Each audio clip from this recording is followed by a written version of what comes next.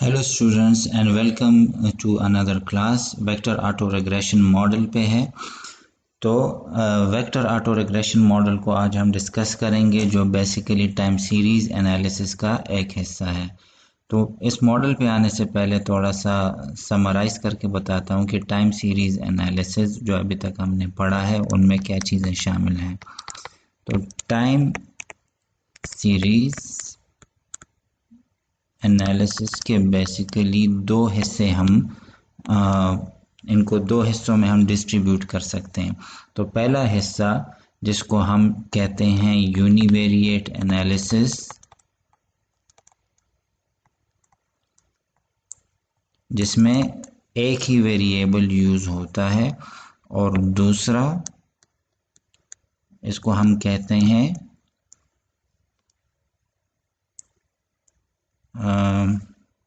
Multivariate analysis.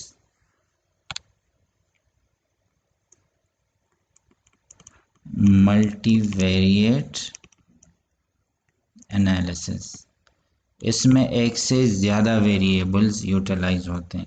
तो univariate models के types या जो पढ़े हैं वो कौन कौन से हैं। एक तो auto regressive moving average models हैं, जिनमें शामिल है auto regressive model simple, moving average models जो सिंपल हैं, फिर इनकी जो कंबाइंड फॉर्म्स हैं आर्मा मॉडल्स और अरीमा मॉडल्स। तो बेसिकली इन मॉडल्स का पर्पस है कि एक ही वेरिएबल से प्रेडिक्ट कर सकें फ्यूचर वैल्यू किसी भी वेरिएबल का। फॉर एग्जांपल हम जीडीपी को प्रेडिक्ट करना चाहते हैं, हमारे पास एक ही वेरिएबल है, इसमें ना हमारे पास इनकम है, ना कोई लेबर है, ना कोई कैपिटल है, उन चीज़ों को हम उनका डेटा हमारे पास नहीं है, सिंपली जीडीपी का डेटा है। तो क्या हम जीडीपी से प्रेडिक्शन कर सकते हैं? बिल्कुल कर सकते हैं। वो प्रेडिक्शन बेस्ड होगा इन मॉडल्स पे, आर्मा अरीमा मॉडल्स पे। तो सिंगल वेरिएबल से फोरकास्ट करना ये यूनिवेरिएट एनालिसिस है। फिर सेकंड इसमें जो आता है वो आर्च मॉडल्स या गार्च मॉडल्स, ये दो टाइप्स हैं उसमें जो यूज़ होते हैं मोस्टली। अदर फॉर्मेट्स भी हैं लेकिन ये कॉमन जो मैं बता रहा हूँ वही है। तो ये मॉडल्स एक्चुअली यूनिवेरिएट या सिंगल वेरिएबल के वेरिएशंस को स्टडी करता है कि उसकी वॉलेटिलिटी क्या है, उसमें चेंजेस ओवर द टाइम किस तरह आती है, कहीं पे बहुत ज़्यादा चेंजेस आती हैं, कहीं पे कम चेंजेस आती हैं। मोर स्पेसिफिकली स्टॉक मार्केट्स में आर्च एंड गार्च मॉडल्स यूज़ होते हैं जहाँ पे वेरिएशन ज़्यादा होता है। तो यूनिवेरिएट एनालिसिस के दो जो बेसिक कैटेगरीज हैं एनालिसिस के, वो ये दोनों हैं। फिर मल्टीवेरिएट एनालिसिस में आते हैं एक से ज़्यादा वेरिएबल्स। तो इसके लिए जो मॉडल्स यूज़ होते हैं जो आज हमने पढ़ना है वो है वेक्टर ऑटो रिग्रेसिव मॉडल। इसके बाद और भी मॉडल्स हैं जिनको हम पढ़ेंगे, for example error correction model भी है, एरर करेक्शन मॉडल, और इसके अलावा और भी मॉडल्स हैं, इनको हम with the passage of time पढ़ेंगे। तो आज vector auto regression, auto regression ये मॉडल यूज करता है मोर देन टू वेरिएबल्स। जो इसकी बेसिक प्रॉपर्टी है वो ये है कि आम मॉडल्स जो हमने पढ़े हैं, OLS मॉडल हो गया, या इसके अलावा जो मॉडल्स हमने पढ़े हैं GLS वगैरह, वो यूनी डायरेक्शनल कॉजेशन पे चलती हैं। तो यूनी डायरेक्शनल कॉजेशन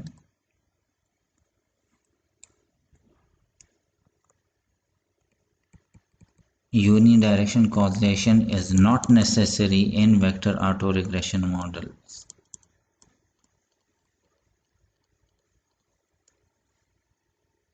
हम मल्टीपल कॉजेशंस को भी इसमें देख सकते हैं। तो इसको थोड़ा सा समझते हैं कि यूनी डायरेक्शनल कॉजेशन क्या है या बाई डायरेक्शनल कॉजेशन क्या है। एक सिंपल मॉडल जो हमारे पास यूजुअली OLS के लिए यूज़ होता है, YT is equal to alpha naught plus beta 1 XT plus जो एरर टर्म है उसका। तो ये एक सिंपल मॉडल है। तो इन मॉडल्स में यूजुअली XT जो है वो कॉस करता है YT को। XT का इफेक्ट हम चेक करते हैं YT पे। तो XT इसमें इंडिपेंडेंट वेरिएबल है, YT डिपेंडेंट वेरिएबल है।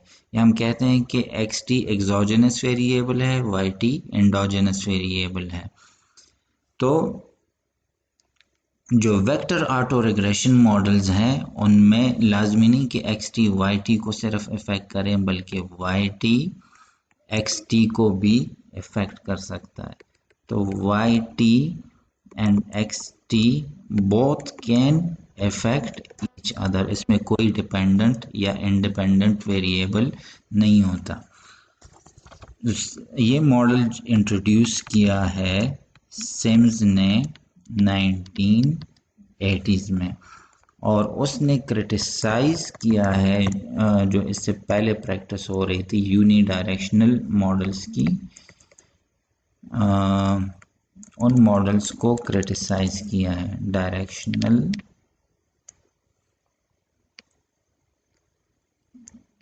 मॉडल्स, वो कहता है कि there should B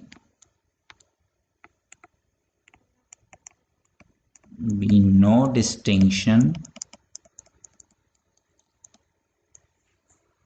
of exogenous and endogenous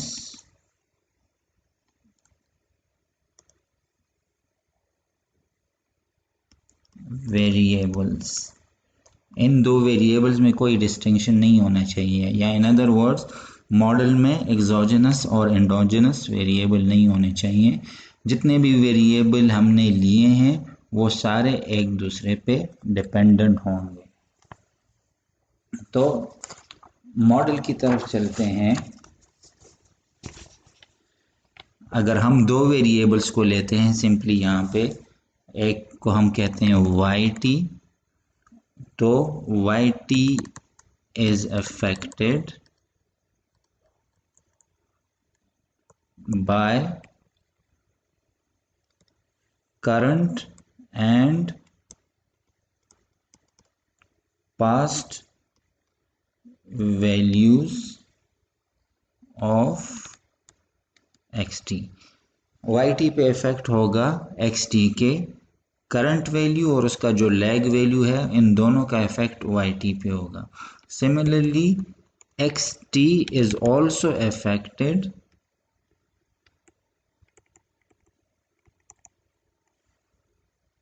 by current and past values of YT। तो XT और YT दोनों एक दूसरे को इफेक्ट करते हैं। तो मॉडल कैसे बनेगा? मॉडल को बनाते हैं।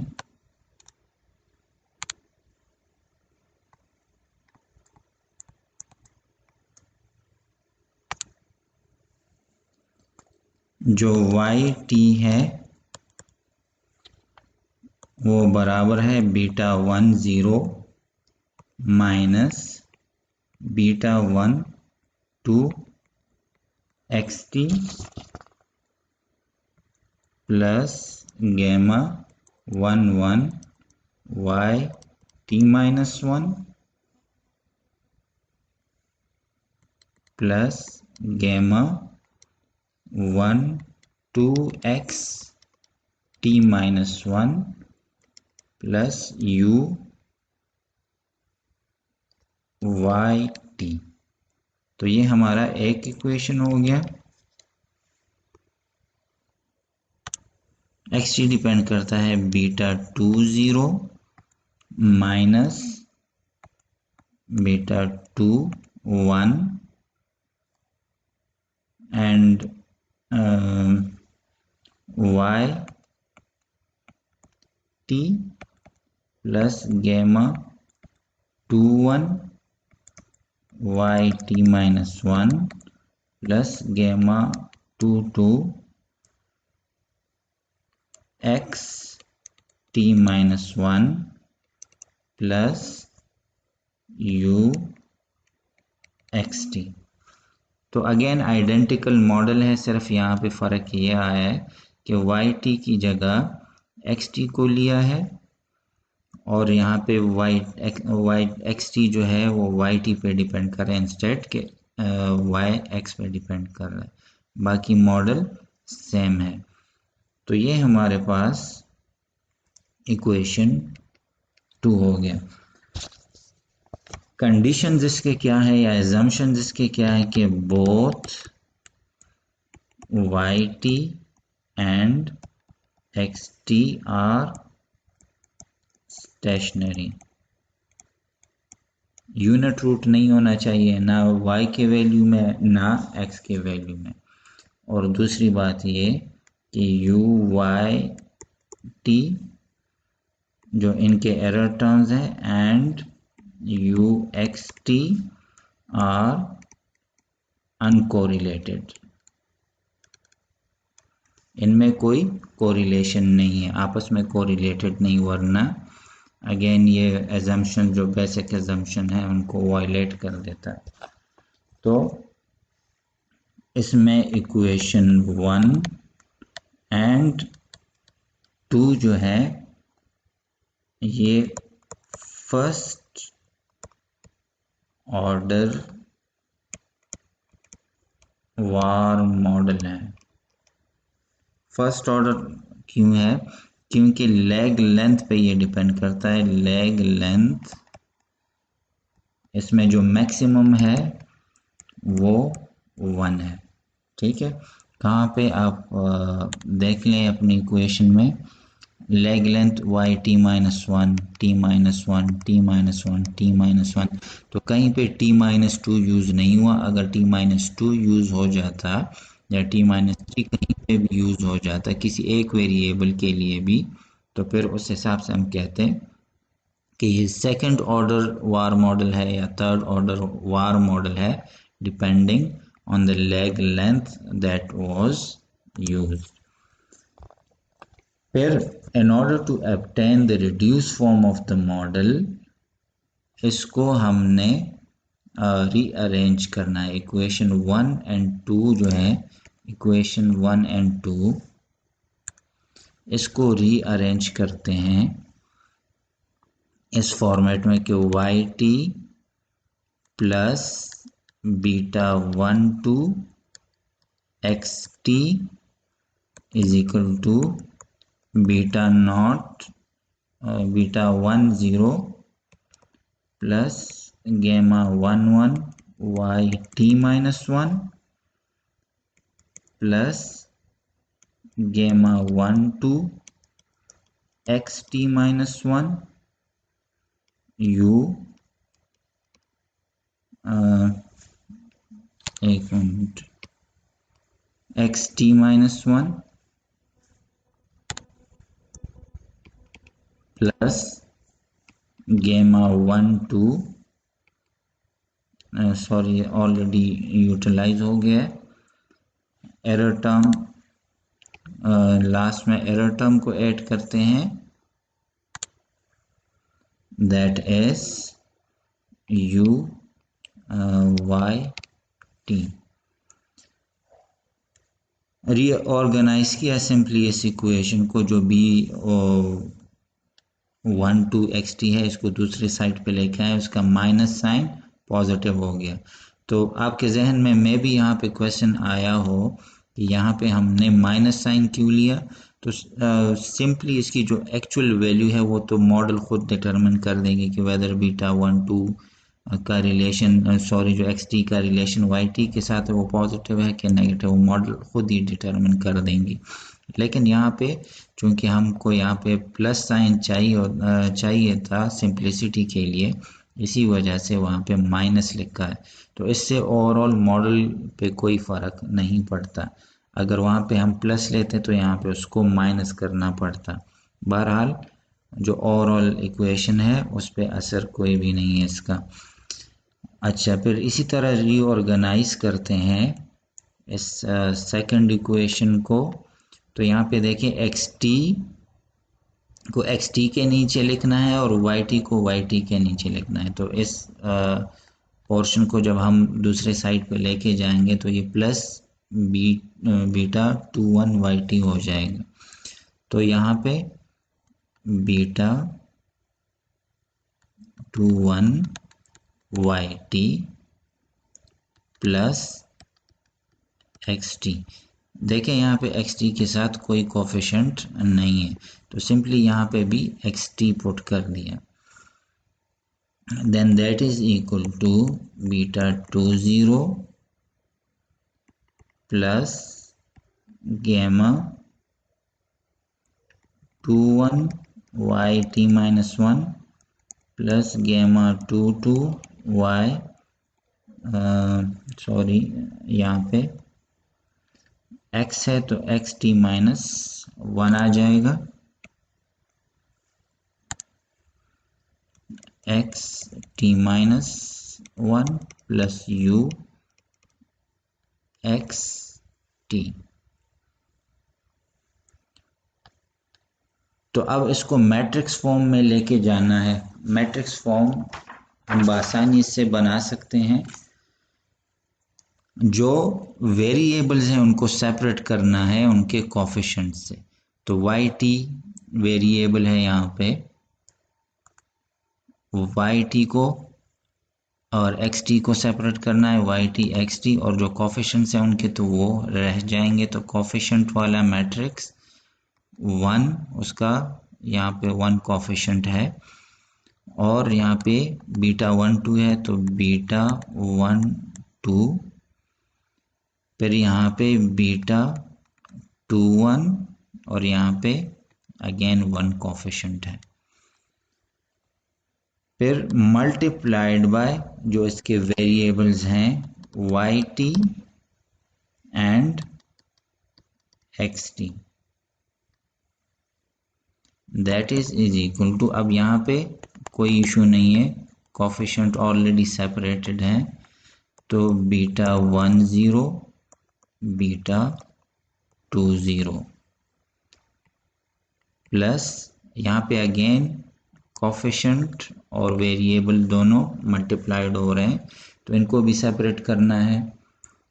और यहाँ पे भी आप देखें एक्स टी माइनस 1 और X T minus 1 Y T minus 1 Y T minus 1, तो यहाँ पे आ जाएगा गेमा 1 1 ये वाला, फिर गेमा 2 1 यहाँ से, फिर यहाँ से गेमा 1 2 और यहाँ से गेमा 2 2 मल्टीप्लाइड वाई टी माइनस 1, ये दोनों वाई टी माइनस 1 और यहाँ से एक्स टी माइनस 1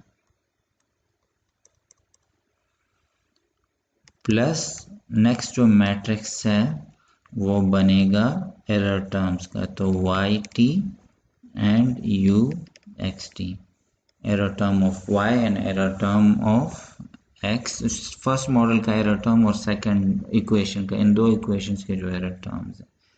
तो इनको अब हमने सिंप्लीफाई करना है। तो सिंप्लीफिकेशन के लिए इस मॉडल को हम बीटा का नाम हम देते हैं, Y T and X T वाले को हम नाम देते हैं जेड टी। बीटा कोफिशिएंट हो गया, जेड टी हमारे पास एक मेजर वेरिएबल हो गया। फिर अगेन न्यू नेम दे दिया capital gamma, gamma naught, plus again ये वाला मैट्रिक्स जो है कोफिशिएंट्स का है, तो गैमा 1, और इस को अब ये वाई टी एक्स टी जो यहाँ पे जेड टी है उसी की तरह है, लेकिन लैग के साथ है। तो जेड टी माइनस वन और एरर्स वाले को हम ई टी लेबल कर देते हैं और फिर इस इक्वेशन को लिख लेते हैं beta Z T is equal to gamma naught plus gamma one Z T minus one plus E T. तो ये इसका रिड्यूस्ड फॉर्म बन गया, इक्वेशन रिड्यूस्ड फॉर्म में हमारे पास आ गया। लेकिन अब भी एक इशू है कि यहाँ पे इंडिपेंडेंट वेरिएबल नहीं है, बल्कि उसके साथ कोफिशिएंट जो बीटा का है वो भी है। तो बीटा को दूसरे साइड पे लेके जाते हैं, चूंकि ये मैट्रिक्स है तो बीटा माइनस वन हो जाएगा दूसरे साइड पे, और ये मल्टीप्लाइड होगा इन सब के साथ Z T minus one plus beta ई टी। तो यहाँ पे भी पावर माइनस वन है।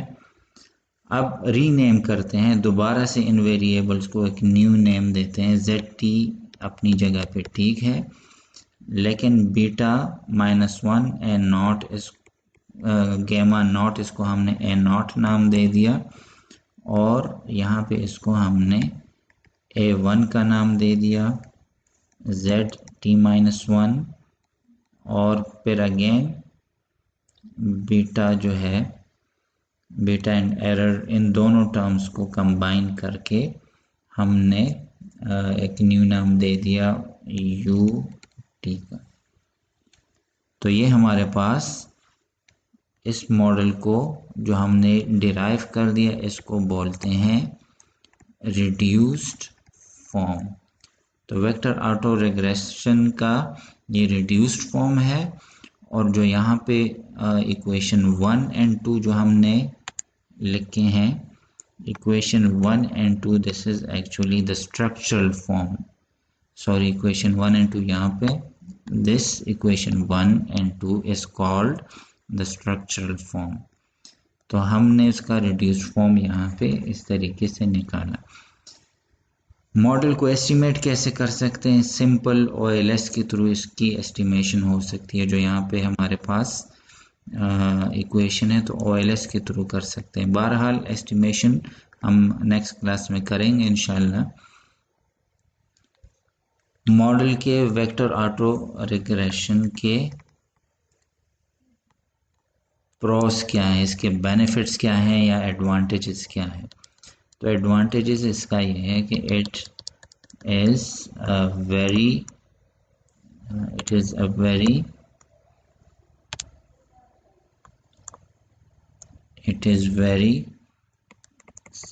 Simple structure. इसका बहुत सिंपल है, वो ऐसे कि इसमें हमें कोई फिक्र नहीं है डिपेंडेंट और इंडिपेंडेंट वेरिएबल का। नो वरीज अबाउट डिपेंडेंट और इंडिपेंडेंट वेरिएबल। मॉडल हमने बना दिया और उसमें हमने कभी भी डिटरमिन नहीं किया कि वो वाकई एक्स टी वाई टी को इफेक्ट करता है या नहीं करता। जो जो वेरिएबल्स हैं वो सारे एक दूसरे को हमने कहा कि इफेक्ट करते हैं। तो मॉडल बनाना बहुत सिंपल है बनिस्बत अदर मॉडल, जहाँ पे आप देखते हैं कि थ्योरी इसको या सपोर्ट कर रही है या नहीं कर रही, उस हिसाब से। फिर सेकंड बेनिफिट इसका ये है कि एस्टिमेशन इसका आसान है। Estimation is simple. वो कैसे? ओएलएस फॉर्म यूज कर सकते हैं हम, simply ordinary least square use कर सकते हैं इसके स्ट्रक्चरल फॉर्म में। फिर थर्ड ये कि जो फोरकास्ट इससे हमें मिलती हैं, forecast obtained are comparatively better. इससे जो फोरकास्ट मिलते हैं वो बेहतर होते हैं। कैसे बेहतर होते हैं? इसकी प्रेडिक्शन पावर ज़्यादा होती है, लेकिन ये डिबेटेबल है। इसका रेफरेंस महमूद की स्टडी से है 1984 में। तो ये बेनिफिट्स हैं वेक्टर ऑटो रिग्रेशन मॉडल के। इसके नुकसानात क्या हैं? तो what are the cons of VAR model, उसको हम देखते हैं।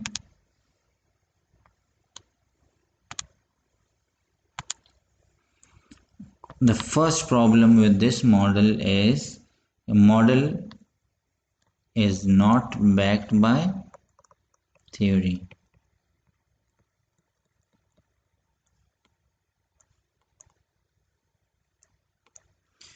फॉर एग्जाम्पल मॉडल आपने बनाया कि y डिपेंड करता है alpha plus beta x T पे और एक्स टी माइनस 1 पे।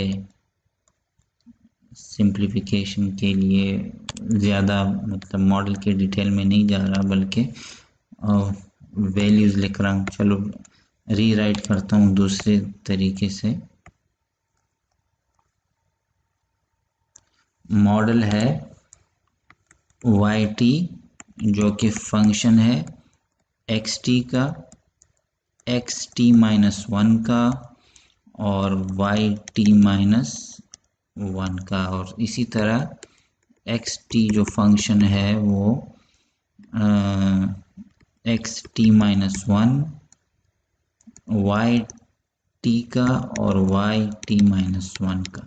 तो लेट्स से कि यहाँ पे हमें रिलेशनशिप मिल जाती है कि एक्स वाई टी और एक्स टी माइनस 1 एक दूसरे के साथ रिलेटेड हैं, या एक्स टी वाई टी पे डिपेंड करता है।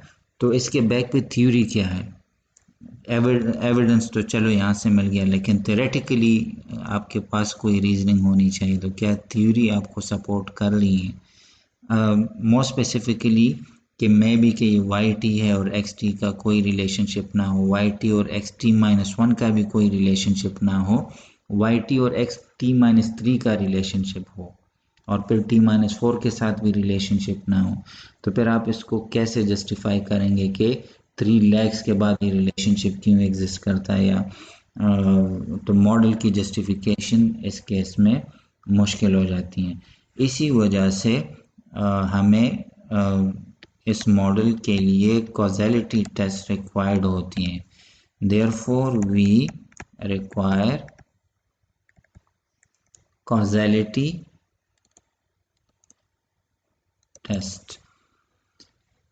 फिर सेकंड इशू इसमें क्या है?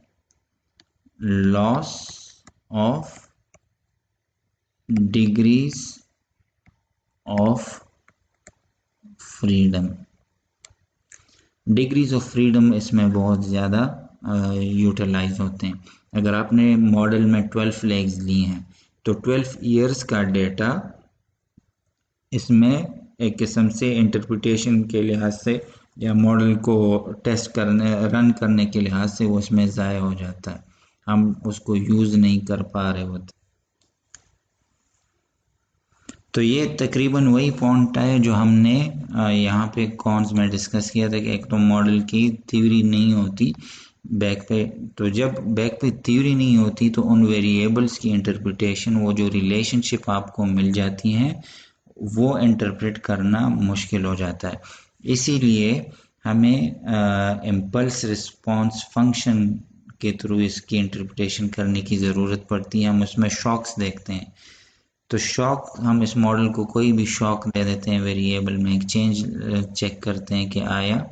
हम अगर कोई वेरिएबल चेंज कर दें तो इससे मॉडल के इंटरप्रेट जो रिजल्ट्स हैं उस पर क्या फ़र्क पड़ता है। तो शॉक्स की जो इम्पल्स रिस्पॉन्स फंक्शन है उसके थ्रू हम इसको चेक कर सकते हैं। तो ये आज के लिए, इस लेक्चर के लिए ये काफ़ी है। इंशाल्लाह आपके कोई क्वेश्चन हो तो उसको आंसर करेंगे। नेक्स्ट वीडियो में हम कॉजेलिटी टेस्ट देखेंगे कि आया जो हमने यहाँ पे फर्स्ट में देखा कि मॉडल की थ्योरेटिकल बैकिंग नहीं है, तो कॉजेशन को हमने चेक करना है कि आया वाकई कोई वेरिएबल इसमें जो है xt-1 या xt-2 दूसरे को कॉज करती है या नहीं। तो उसके लिए ग्रेंजर कॉजेलिटी टेस्ट है और इसके अलावा और भी टेस्ट है, तो इनको हम स्टडी करेंगे।